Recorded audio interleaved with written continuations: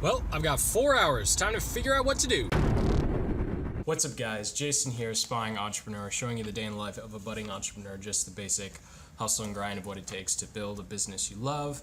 And today I get to clean house. So what does that mean? So as some of you may know, I'm a really big fan, become a really big fan of the one thing, and that is in the morning just focusing down on the one thing you need to get done for that day and then just do it and pretty much ignore the rest.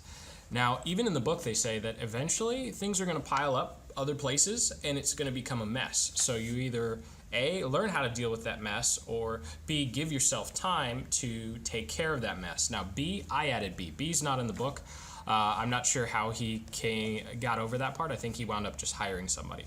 But I am not in that position. So today I am going to be doing my usual morning ritual, just writing down everything that's in my head, and then I'm going to make a laundry list of all of those things I've put off, and then look at them and say, hey, does it make sense to even do this ever? And you'd be surprised how many things you can avoid doing by just making a list and making sure, hey, is this really going to get me where I want to go? Like there are some requests from people and some collaboration opportunities that I have that I really need to say no to. And learning to say no is something that I definitely 120% need to get better at, because I'm one of those people who sees an opportunity and will always try and make it work. Like, oh yeah, if I work with this person, it's not exactly where I'm going right now, but, and then as soon as I say but, whatever comes after that is total and utter, BS, right? It's just, ugh. So I'm gonna be writing down everything that's on my mind, then everything that's piled up. And when you go super focused and you spend the maximum amount of time on that 20%, that there's still 80% of stuff that most other people are doing that's just piling up and getting in the way. So it's definitely good to every once in a while at least write out what that 80% is, so you take off that anxiety, right? And you're not anxious anymore. Oh, I got to do this and oh, I got to do that. Because when it's all written on a list, it's really easy to take care of. So I just finished my morning brain dump, if you will, and I wanted to share the sales funnel. One sales funnel idea I have. If this one's going to be the one that I use, I'm not quite sure, but I thought it'd be great to share this with you just so you can see how simple really sales funnels are and what goes into creating them. So first, this is a sales funnel for YouTube. So I'd be doing videos right here on YouTube to attract clients. So essentially what I do is I would start with 3 YouTube videos that solve a problem that my customers have, customers being e-commerce store owners. So video 1, 2, 3, just like the videos I do on my channel, except they would be specifically designed just for them, and I would pay to essentially boost these organic videos. And then once they've watched the videos, I'll have a call to action to check out my landing page that has kind of this my big idea or unique selling proposition. So this solves a specific problem, and then this is kind of like, hey, this solves the bigger problem of here's how you never have to worry about traffic or targeted customers again type thing.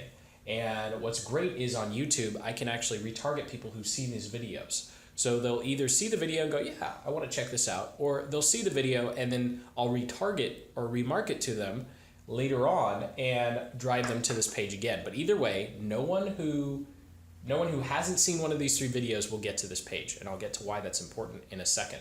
And then I was on the whiteboard and I realized I'm gonna have to kneel down to show you the rest. So once they get to this page, then they go and see the 30-minute presentation, right? Pretty much just like a webinar. And we start with an intro, then we solve a big problem, the big problem that they have. So the ones up there are just kind of smaller problems, kind of like here's how you do this, here's how you do that type thing. And it's just essentially solving a very specific tiny problem that e-commerce stores might have, right? And then as soon as you solve the problem, you complicate the solution because you want to show, hey, this is a really easy way to do it, and here's another way to do it, or here's how you do it, but it's a little more complicated. It's actually really going to take time. And if it wasn't complicated, then it wouldn't be a big problem. So you can kind of see the conundrum. You don't take a simple problem and then say, oh, here's a really complex solution. No, you take a really big problem, a really hard one to tackle, and then you don't have to pretend like it's complicated to solve, because if it is a really big problem, then of course it would be complicated to solve. And finally, call to action. I'm not quite sure if I'd have a buy now link to just order my services right then and there, or if I'd have a call. But either way, they would go into a email sequence if they don't call or if they don't buy, and or they'll order or call now 111-333-5555. Don't call that number, obviously it's fake. So anyway, just wanted to share that with you, and that's kind of one of the crazy ideas I got this morning. And now that I've gotten that out of my system and I've shared it with you, I get to table it, because this would take way too long to put together given my current bandwidth. So it's time to go clean out that 80% that has been piling up. So it's not going to be a hyper productive, it'll be a busy day, but it won't be a hyper productive day.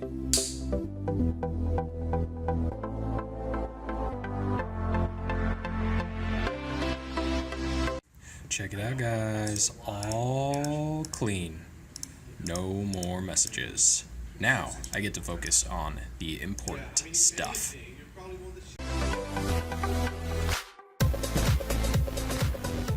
Inbox is all clean. It's actually a sunny day here in Seattle, so maybe I'll take the rest of the day off. Just kidding. No, seriously. Not taking the rest of the day off. Got to drive my wife and her friends to the airport. They're going to have a nice little girls' weekend. And then, yeah, fun and exciting Jason is just going to go back to playing on his laptop. So, just dropped the girls off at the airport. Hope they have an awesome weekend. For me, it's time to sit in traffic for an hour and then get back to work. Oh, this is terrible lighting. All right, well, we're just going to do this.